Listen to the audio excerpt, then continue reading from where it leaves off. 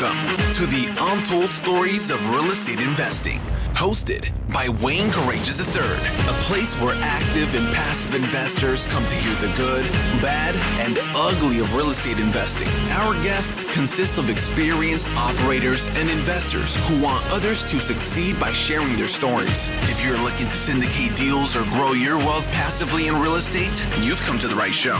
It's now time to sit back, take mental notes, and enjoy our next episode of the Untold Stories of Real Estate Investing. Welcome to Untold Stories of Real Estate Investing. I'm your host, Wayne Courreges. For our next episode, we're excited to have Christopher Nelson, who is the co-founder and principal of Wealthward Capital, a private equity investment firm that has acquired over 3,000 multifamily units. Wealthward Capital invests in cash-flowing, institutional-grade assets. His focus is meeting with operators and finding the next investment. When not out looking for opportunities, Christopher is spending time with his investors, educating them on building thriving passive income portfolios. Christopher is a 20-plus year technology executive with over 2 IPOs, real estate investor, educator, and author. He's built professional services practices, run small businesses, and helped take Splunk through an IPO and grow to $1 billion company. Christopher has a proven track record of building strong partnerships, win-win negotiations, and finding great opportunities where others are not looking. Welcome to our show, Christopher. Woo! Thanks so much, Wayne. Thank you for going through all that. I really appreciate it. Happy to be here. Yeah, I'm excited. Fellow Austinites, based out of Austin. So excited to have the conversation. And, we met a couple of weeks ago. So a lot to unpack today in a short amount of time. It was great meeting you in person at the Intelligent Investors Real Estate Conference. I'll do a shout out for that conference. It was my first conference in 2 years, maybe a little longer than that. But yeah, about 2 years due to COVID. So it was great to get back in the swing of things there. But you spoke on the Raise Masters Mastermind group about protecting investors' sensitive data. So I want to dive into that topic further. But first, would love to hear sort of about your past, your history on how you got to where you are today in real estate and co-founding Wealthward Capital. Thanks, Wayne. And so I came from technology background, right? We all read about it in the newspaper as people who work for technology companies, and then they go through these IPOs and generate tremendous wealth. Well, that was my experience. And I do have to say that there's a belief that when people go through a sudden wealth event, that all of a sudden, angels are singing and things are great and things are rosy, when the reality is, it's not. There's truly a psychological effect called a sudden wealth event that creates a lot of stress, creates a lot of anxiety, because if we haven't prepared for that event, and I'd worked hard to get there. I was focused on getting there, but I hadn't prepared for it. It created a lot of stress and a lot of anxiety. And I realized that at that point, I was completely overexposed in the market. I was in a 6-month lockout period. So I was seeing 90% of our wealth just ride the emotions and feelings of the market, which is definitely a surefire way to get an ulcer, Wayne. And so our goal was then, how do we start in a tax efficient way, harvesting those dollars from the technology equity, getting into a strong cash position, and then starting to deploy that into real estate. And we realized upon doing that we were looking at the lens of real estate through California. So we couldn't see beyond it and understand how to invest out of state. And we had to really ramp up and do a ton of learning on, the math, meeting operators. We made a few syndicated investments and things were going well. We're understanding a lot, but then our move to Austin and getting out of the Bay Area truly accelerated things for us as a family. So we were going down the path of, becoming experienced LPs, limited partners, investing. And as I was sharing this with my friends back in the Bay Area, because I'm a true believer that we need to talk about money and what we're doing, not in a braggadocious way, but in how we're making it work for us way, I had a lot of people start raising their hands. And I was lucky enough to have a mentor in real estate that was guiding me as an LP that said, you can actually make a business out of this. And I was hesitant at first because I wasn't sure whether I wanted to have that responsibility. But when I really heard from everyone that they needed the help, and I realized this gap of income, assets, income producing assets in people's portfolios, I made the move. Yeah. And very interesting coming from a limited partner side, having this equity, this cash coming in from, these IPOs. probably selling or, your house and all in California, relocating to Austin, which in, 2017, that cost of living was definitely a lot better. One thing we talked about prior to the show is that you started buying single family homes. So did that single family homes, is that where you started and then somebody tipped you off about scaling larger, or?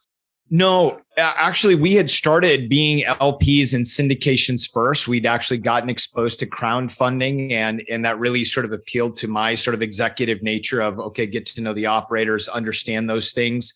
But they were, we were out of state. We hadn't met a lot of people. It was pretty, remote in distance. And so when we got here and we saw everything, as I mentioned to you before, we are truly a household divided. We are in love, but my wife is an active real estate investor. She loves to own the dirt. She loves to talk to the people. She loves to manage the asset like you do, Wayne.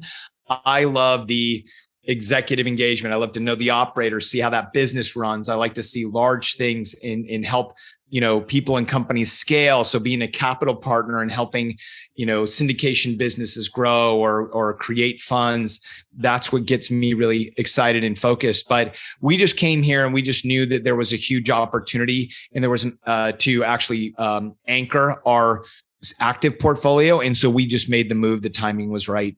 Yeah. Well, you mentioned the scaling. So when looking back on starting Wealthward Capital, would you have done anything differently, or what systems did you put in place early on for you to scale? Because y'all have, 3,000 plus units is incredible. And that it's a lot. So congrats on that success. But would you have done anything differently to scale faster, smaller, or, and then, the systems in place? Would love to pick your brain on that. Yeah, I think that I would have probably started bringing in some virtual assistants sooner. I mean, I think as we've learned through a lot of these, masterminds and groups that we're in on how to really scale the marketing, that was new to me. In tech, I was never part of marketing. I was never out front and doing this online and or digital social. So I think getting help there sooner, I, like you, was trying to run very lean. And so I struggled for a long time. So I think, in hindsight, I would have brought somebody in sooner who understood that. But the good part of that, the good part is that I feel that doing a lot on my own and telling a lot of my own story and my reasons why, that's truly really solidified my message. And I don't know if I'd be in the same point today. But I honestly think that, as you and I were talking too, is that, I treat, this business, because I am still in a W-2, like smoking a brisket, right? I want to go, low temperature, I'm not growing incredibly fast. It's low heat. And I'm really focused on quality, right? And this is what, I talk a lot, I've mentioned on other podcasts too, is that I'd much rather have a small list, 300, 200 investors that are doing $100,000 to $250,000 a year than this huge list of people that are doing, onesie twosies. And I really want to know my people. Like I really want to know, and I want this to be a very intimate business. So, the low and slow is working so far. Yeah. And it helps that your wife is active. She wants to be part of that business. And so, you can shift things that work best for her and for you and make that work. You're totally right. I mean, what happens is when there's capital available, like this is where I do say is that, you can look at it as a house divided. I joke about that just because we're down here with, Texas football flags in our neighborhood, which we don't fly any, by the way. But in reality, I think of us as a double threat, right? In the sense that if we get inbound capital, we can look for, is there an active opportunity that she wants to take on? Okay, great. Is there a passive opportunity? Let's look at what's in whatever arena or vertical, if you will, and then we can go and make investments, and that's allowed us to truly continue to grow our portfolio. Yeah, I love that. And so when you're looking for operators to partner with, what are things that you're looking for that sort of meets that criteria for you and your investors to partner with? I think that, and again, a mentor told me this, is I look for three things: integrity, right? And what I mean by that is these operators need to be who they say they are. And it's so important because, we are outside of the SEC. We're in a space where, we put a lot of trust in the operator. So knowing who they are, and that includes doing background checks, spending considerable amount of time with them face to face in properties, super important. For me also, it's a track record of success. And that doesn't always mean real estate. I mean, one of the groups that I am partnered with here in Austin, Wildhorn Capital, I watched their first investment and I invested with them as Wealthward Capital with a group in their second investment. They've gone on to do many more, but both of the principals and founders there were very experienced in other. Andrew was in, marketing for startups, right? He was a guy who was in my world, but he had done tremendous things, very successful. And his partner, Reed, was ground up construction. And again, track record of success. So I think that there is a DNA of people who understand what it means to be successful in business, and they can do that in real estate. And then there's always people who've been successful in real estate for years. Well, we'll talk about, the team sport shortly, because I 100% agree with you on that. But while we're talking about, what to look for in good operators from a private equity side, what about passive investors? Probably very similar, but that someone who's not as experienced. I mean, you started out as a limited partner, so I'd love for you to share, your experience, and because you as a passive investor, you may not have a lot of opportunities to hang out with those guys or ladies. With the operators, right? And that's part of what I learned, right? And I really looked at Jeremy Roll, who I think is I think of him as the godfather of the a passive investing professional movement, and guys like Steve Sutledge. And what they showed me is, number one, is have your own methodology, right? Of due diligence, do your own underwriting, understand in advance what your assumptions are, and then really try to spend time with as much time on the phone with the operators and as much time as you can engaging them, because the way they treat you in the onboarding process is they'll treat you the same way down the line as well too. So it really is important that you get to know them up front and really press and push as much as possible, because you truly are trying to stress test something that you'll see later on. And then understanding the math and knowing how to read the numbers is important. And I honestly believe that it's not as hard as people think. And I do think that is an exercise that I try and walk all my investors through, is how do they understand what are key things that they need to see. And if it doesn't look right, you need to poke. Yeah. It's that gut check of, does it seem like we can really achieve 15% year over year rent growth, those type of things, it's just asking questions. And I will say, I love your point about asking questions, because that is a really great, I won't say segue, but on how they are going to communicate throughout the project. We just closed on a project in December, and you've already sent out 2 communications and planning on a quarterly call next month. And I feel like that communication is so huge for that passive investor who's about, they're putting in 50, 100,000 or more. And, for those that aren't used to real estate, the game, of developing or redeveloping, renovating, et cetera, that communication is key. So it really is. And quite honestly, I think it's one of the communication over communication is something that separates, good operators from mediocre operators, right? Is making that sure that you are truly over communicating, so that investors are like, okay, great, you are doing your best effort to keep me super apprised of what's happening. That builds trust, and that lets people know that, we're not trying to hide anything. Well, one thing I was impressed when I checked out your website is, you've got a solid team behind you, that are supporting the investor relations, the brand, the outreach. So when did you start bringing in those team members, and how did you go about finding them? So I took a sabbatical in 2019 and was really focused I needed to take a break from technology, because it is a industry that can burn you out real quick. I've been burnt out a couple times. And it was during that break that I knew that I needed to really start building the team around me. The business was getting to be that size. And I think what I usually do is I try and go out there and understand who's doing something really impactful in the field. Like I would much rather pay up for somebody who's doing something really impactful, because I think it can truly push forward the brand. And then I always try and get into engagements that I consider like bite-sized chunks or projects so that we can try and understand, can we get into a flow work state together? And if we can, and we can see what flow looks like, right? We're finishing each other's sentences. We're aligned on what we're trying to achieve here. Then I know that, okay, now let's actually do the next project, and maybe it's twice as big. And then we start talking about, okay, how do we partner long-term? How do we, create win-wins between us as a team? But that's truly how I've built this team here at Wealthward Capital. Nice.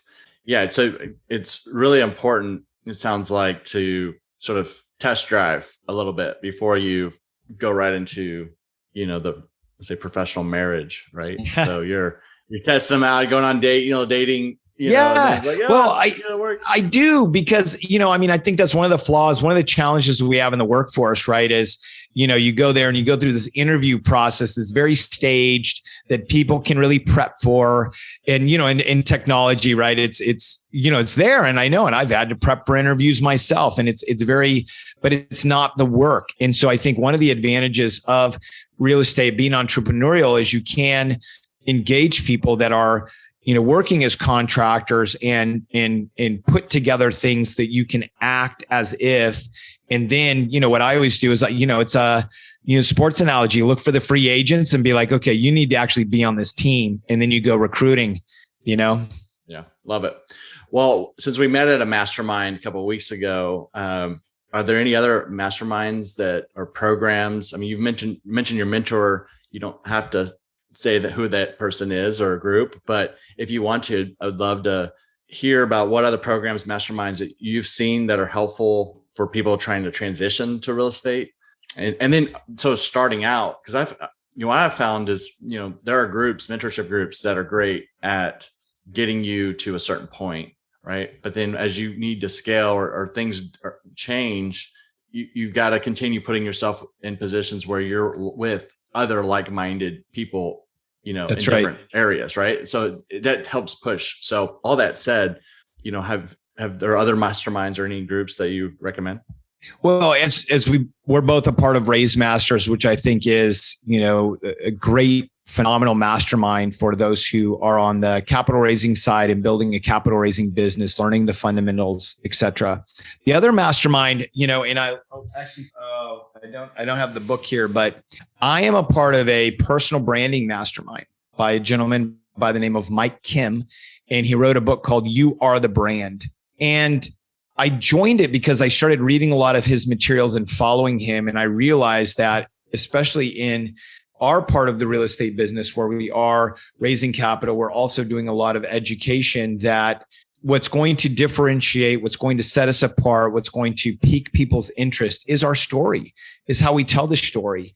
And one of the things that I learned from him that I thought was so profound is, you find where your personal brand sits at the heart of, what pisses you off, what breaks your heart, and what problem you solve.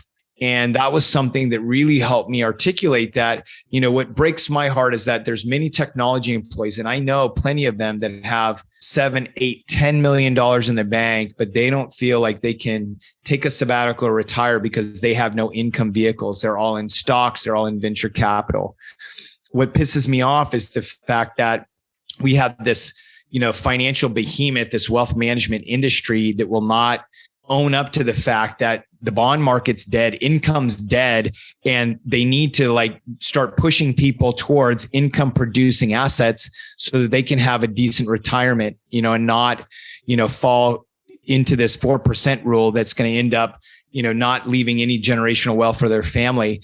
And that's the problem that I solve, right, is through real estate. And so I learned all of that and have been able to articulate that because I went to a personal branding mastermind that I think is so important for us as real estate professionals, because we can't just lead with, oh, well, you need to learn, NOI and cash on cash and passive income is good. We need to be able to tell that with some stories in passion if we really want to turn people around.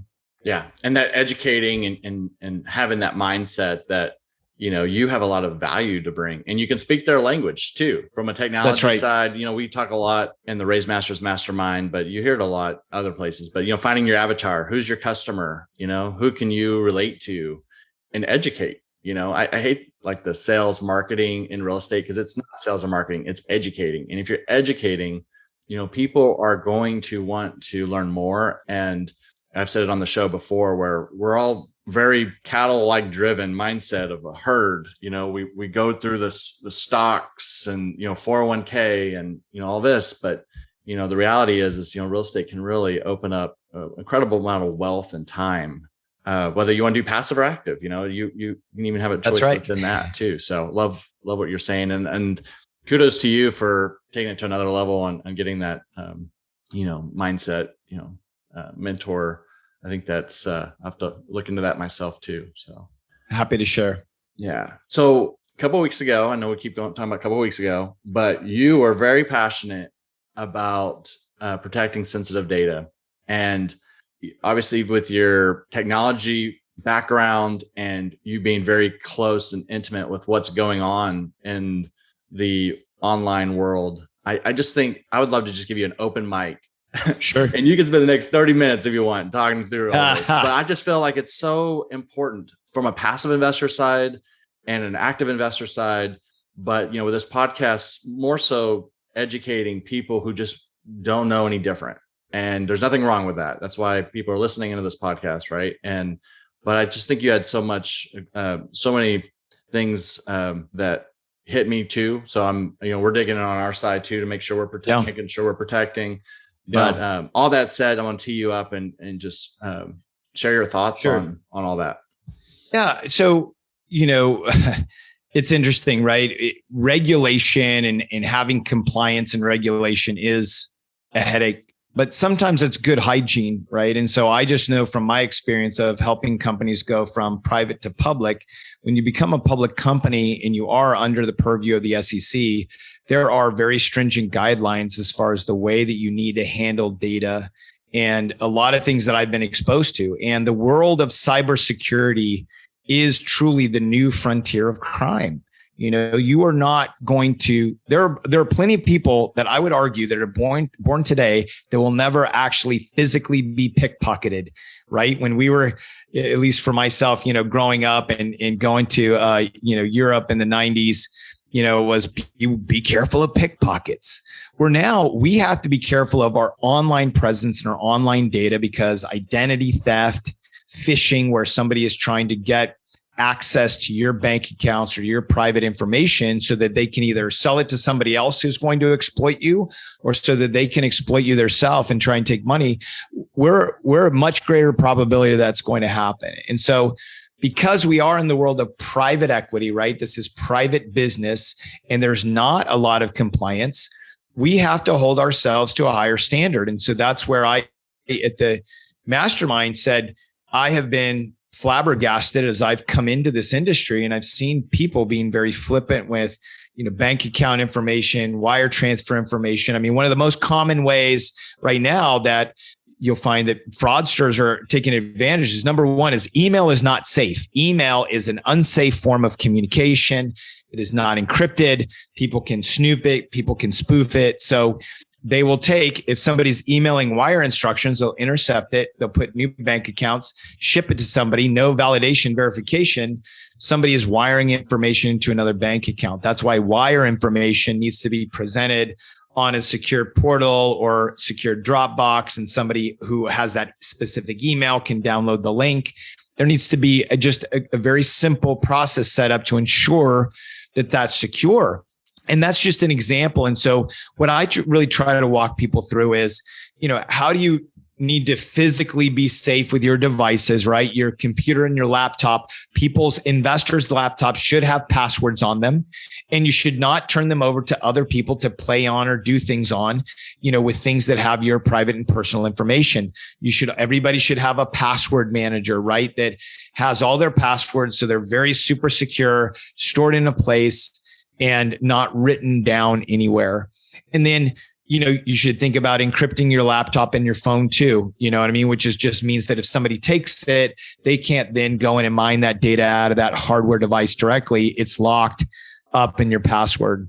Then I talked about how you should be online secure, right? Where you should think about a VPN software, virtual private network. So if you're at a coffee shop or a co-working space, people can't, again, peek into your traffic. And then at the end of the day, it's really just making sure that you are working with people that do have, data privacy policies that you understand, or you can ask questions about, or they're partnered with people that do have certifications or looking to get certifications, SOC 2, which is Security Operating Center, SOC 2 Type 2. Those are some specific attestations that you want to see people pursuing, that that they're handling your data in a safe way. So that's that. I don't know if that was a message, if that was a rant, but definitely I am passionate about it because, we have to take care of each other. And as I told everyone, it's like, we just need to be next secure than the next guy. It truly is the law of the jungle. They're going to look for the weakest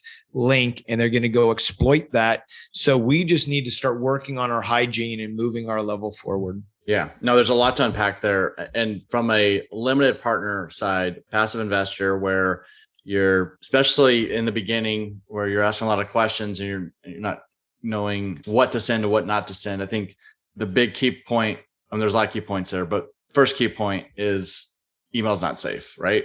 General questions, all that. I mean, it's a way of communicating for sure. But, if your syndicator or sponsor is asking for, your bank information or, other personal, what is it? Is it PPI? PPI, yeah. Personal, PII, sorry, PII, yeah. Personal Identifiable Information. Yes. So the PII, right? So that would need to go through a portal or some other That's right. Safer system. Yeah. Well, and that's where asking somebody, so what is your data privacy policy? And if they stutter and they balk, then you realize like they probably don't have one or they don't know what that is. And that's not it's not surprising. So then it's okay. What are you going to do to keep my data safe? Can you get one? They're not hard to get, can you get one? And then, making sure that they have other people in their office, because then it's really then that contract that's, holding them liable, right? Then they're being responsible and they're accepting that liability, which I think that they should as part of this business, because they're taking, bank account information, then asking them, okay, how are you going to ask for this information? Where is it going to be stored? Does that have, encryption? Does that have, do they have any attestations? How do I know, who's got the keys to my data on the back end? There's a few series of questions, and, now you're inspiring me that I may need to put that together into a, lead magnet. What are the, 10 cybersecurity questions that every passive investor needs to ask? For sure. I'm glad I helped you. Yeah. No, thank you. Yes, Wayne, you have just inspired me. Thank you, man. It's big because especially like wiring. I won't wire money unless I call the person and I confirm over the phone that the numbers are correct. Time and time again, you just see in the news of these people that are just being, I don't know if they call it internet jacked or hijacked, whatever it's called in the internet world, but it's like, what a scary thing where, you're investing thousands of dollars, and that's really not a question. It literally, like when you look at other syndicator sponsors, even my ebook Passive Investor, things to ask, data sensitivity, and that it's not really thought about. And so I appreciate, that was a big, what they say, if you go to these meetups, whatever, what's your $20,000 moment? For me, that was my $20,000 moment is like, how do I make sure I'm protecting our investors' information? And we do that through our investor portal, and there's things such as that. But I mean, even going and asking follow-up questions to the portal and not assuming the stuff. So right, and making sure, because again, like this is an evolving threat, and so then it's really understanding how they're adapting to grow and change. What's their investment in it? Yeah. Well, it's all great information, and I know that the listeners out there are going to be asking those questions, in the future. But so as we start to close up, I wanted to just make sure that we covered, any comments, suggestions, anything that our listeners should be aware of and prepare for investing in 2022. Sort of a new question that I've been asking before I end, but I want to just give you the mic. If there's things that you're seeing in 2022 when you're underwriting other people's deals, or you're things that you feel like, hey, people really need to be on the watch out for this or be prepared. Yeah. I mean, you know what I mean? So I don't know, there's just in yeah, general. no, there's a few things. No, I mean, because the thing is, again, like my company is also still positioned the same way where I am going and finding investments for my family's portfolio. And then I open that up to my group. So if you think about it, like think of me as like the lead LP in the group. So here's a few things that I'm seeing that I think that people need to be asking themselves. So number one is,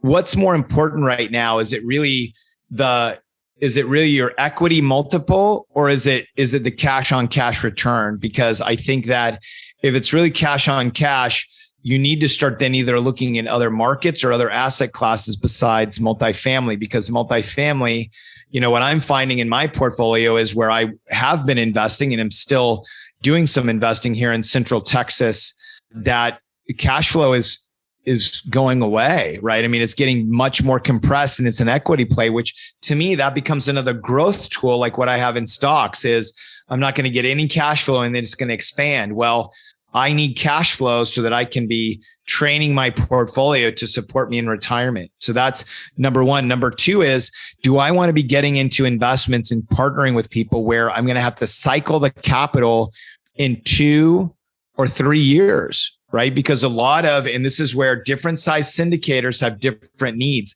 Larger syndicators, right? We heard this from some of the large syndicators at our, at IIREC, which was our meetup, but also a larger real estate conference, saying, I want to hold on to my assets in perpetuity and cash flow these things because I don't know where I'm going to buy the next one. Right. We're in this market of, okay, so I sell out, all of a sudden get this great expanded equity. And now what? So I'd say that those are the questions of, do you want equity expansion? Do you want income? And then, what kind of hold period are you looking for? Because that's what's really took me 2 different asset classes. And right now, Wealthward Capital is, investing in, we've built out investments and relationships in mobile home parks because we're seeing that there's still a lot of opportunity like there was in multifamily in 2015, 2016, where you can get high cash on cash. We're putting together, 10-year plus holds with cash out refis so that we can return the capital, reduce the risk, but we're able to own these assets and cash flow, which gets to the core of our portfolio, which is income. The second part I'll say is that I am definitely seeing in multifamily underwriting, I am seeing a few no-nos out there. I've seen a few, and these are, I get a lot of inbound from sponsors that want to do business and want to partner with Wealthward Capital, but I've seen people that have a exit cap that is going to be, smaller. They don't show any any expansion of the cap, on exit. So they're really, writing in a lot of risk to these. And then it goes back to your early point, Wayne, where they're continuing to project this rent growth, where it's like, well, where's all the jobs that are going to be paying for this? Like, I mean, this is one of the things that I'm hearing is, you see a lot of multifamily syndicators that are just high right now and rents going up. I don't know if that's a good thing. It's going up so fast because at some point, how do, renters really support this? And so I think looking at, the sustainability of these models and, what if rent doesn't go up, or can we conservatively just go back to an original, we just have a few percentage points a year. What does that pencil out like? Because we can take the other stuff as gravy, but we're going to unintentionally, have some very angry renters that are going to be going to Congress if we just keep riding this wave and pretending that it can go on forever. Yeah. Again, saying how it is so important. And, just to reduce risk, it's all risk at the end of the day, right? But I'm seeing what you're seeing over and over again, even as a passive investor looking at deals in our markets. I won't say which ones, but like markets that we're in and that we're very comfortable with. And there's some rule of thumb, like taxes and insurance and all these things, like where's, and so, and I'm not going to, well, I am going to do a shameful plug, for our monthly meetup. But we do that and we go back, we pull back the curtain and we go through our underwriting, sort of it is to educate and and teach these passive investors what to look for. What are these levers that, people can pull to make a deal work. And, one thing, I definitely see eye to eye with you on it. It's better to have quality and, have the slow cooking brisket than, being a deal every other week. And not to say that's a bad thing. It's a bad thing if you're doing it because you're doing these levers a little too risky, right? So right. And this is, to me, is right now is I do think that experienced operators necessary, experienced operators required, people with some healthy scar tissue, because there's a lot of people that are trying to break into it right now. And I'm seeing just some underwriting that just, to me, is just not sustainable. And I would much rather pass, what is it that Hunter says? Hunter Thompson is our shared mentor, is, sometimes the best investment, your best investment is the one that you don't make. Yeah, for sure. One thing also to hit on your first point about cash flow versus equity, or cash on cash versus equity. So, what we're seeing is cash flow plays, like what should have been a 5 to 7 year cash flow, but the market is so hot because everybody's looking for yield. And when I say everybody, like institutional, overseas, everybody's looking for yield. And so there's just money that just needs to be placed, right? And so that's really pushing it on this equity multiple. So people that are getting in cash thinking that, hey, this is cash flow, because the multiples are just so high, they're churning.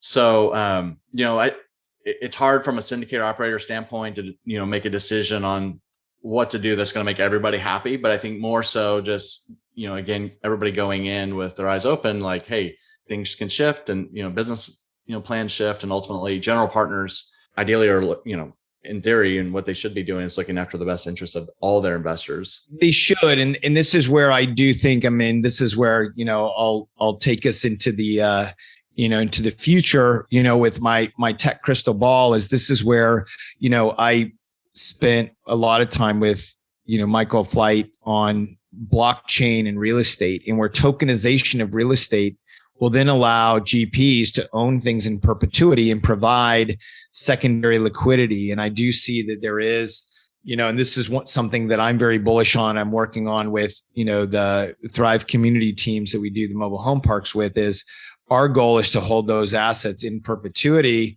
as operators, but then we can provide through this tokenization, which is really just saying, instead of having a large $50,000 contract, you can break it down into $100 tokens, $1,000 tokens that get equity, cash flow, and depreciation. And then you can sell those on a secondary market for their value at the time. That is, again, based on the underlying fundamentals, financials of that company. But I see that that's where it's going to go, so that then you can start holding this in perpetuity. Everyone can get liquidity, even the GPs themselves.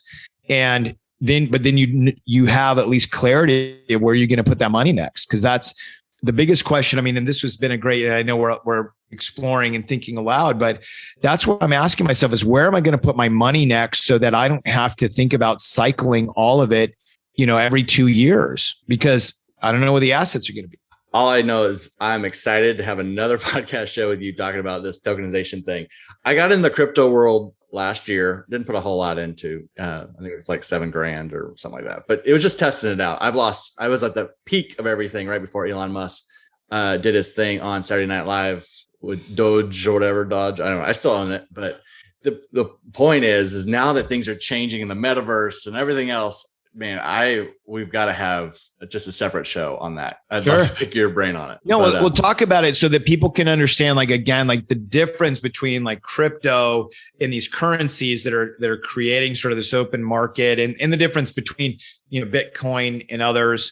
And then also then looking at, but blockchain and tokenization of real estate, it's almost like saying, it's apples and oranges, right? It's two different things. And I would love to be able to tease that out for people. Yeah. Again, as I said before the show, a lot of these questions and stuff are pretty selfish, because I'm learning along the way and bringing our audience along for the ride. But so as we close up, I always ask this question, and it is, what is your proudest moment investing in real estate? I'll tell you, my proudest moment is when I see, I had some investors that started with me when I was early on, and they were exiting their technology careers, and they were overexposed in the market. And they have been investing alongside me, alongside my family. And it was really that weekend. Some of them were there at the conference. They took me out to dinner, and they're living some of their best lives right now. And a lot of it is because of the education, the investments, and they invest with me. They invest elsewhere. They have become so savvy, so astute. Like now I really think of them almost as partners, and I'm actually creating an investor advisory board for Wealthward Capital, and they're going to be on it. They're going to be the first members. But I just get excited when, the teaching and the education is able to see somebody else through to success where they can really live their lives in the way that they want to, and they feel, as safe as we can, as secure as we can in this world. That just excites me to no end and makes me so happy. Well, keep doing it, Christopher. You're doing awesome things, and I'm excited to continue building a relationship with you. But as we close up here, anything else you want to add on the show, or tell us about how listeners can find you? Anything else before we wrap up? Well, yeah. I mean, what I would like to tell listeners about is that, I try to ensure that I am, practice what I preach, or I'm providing what I talk about. So we have at thrivecommunities.fund. You can go and check out our latest offering. You get a free webinar, and you can go and see our offering on mobile home parks, where we are operating in a very interesting niche of mobile home parks. And we're able to provide a 10.5% cash on cash return to our investors. We've just hit our January distribution, and we are, just nailing expectations. We over communicate, and we're continuing to raise capital, and we'll do a cash out refi in years 3 to 5, and then continue to hold it for 10 years. So this is the type of investment that I'm anchoring in my portfolio. And this is something that we would love to provide to your listeners. Sounds good. Well, send me that link, and we'll make sure it's published on our website as well. So, but thank you, Christopher, for your time. Great discussion. And, hey, we could talk mobile parks next time, but I really think the blockchain and all that's going to be its one. So we've got another 2 podcasts. I'm ready coming up. So really enjoyed it. But yeah, and let's try and figure out. I'd love to figure out a time when we could do it live. It'd be great. Okay, for sure. Yeah. Thank you again for your time, and we'll touch base soon. Thanks, Wayne. That's all for this episode. We hope you subscribe, share, and leave a review of the show. For more information about passively investing in multifamily apartments, check out Wayne's free ebook by going to CREIPartners.com/ebook. Also, follow us on Facebook by searching CREI Partners. This was the Untold